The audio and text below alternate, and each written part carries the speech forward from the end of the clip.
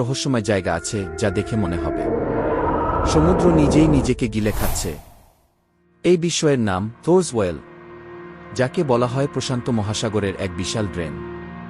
এখানে ঢেউ আছড়ে পড়ামাত্রই মুহূর্তে উধাও হয়ে যায়, যেন নিচে কোনো এক অতল গহ্বর লুকিয়ে আছে। আমেরিকার ওরেগন অঙ্গরাজ্যের এই সরকারি সংরক্ষিত এলাকাটি এর ভয়ঙ্কর সৌন্দর্যের জন্য আজ সারা বিশ্বে পরিচিত। আসলে এর রহস্য কোনো জাদু নয়।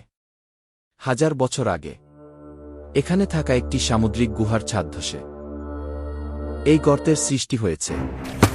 নিচে গুহাটি সমুদ্রের সাথে সরাসরি যুক্ত থাকায় পানি ভেতরে ঢুকে আবার সমুদ্রেই ফিরে যায়।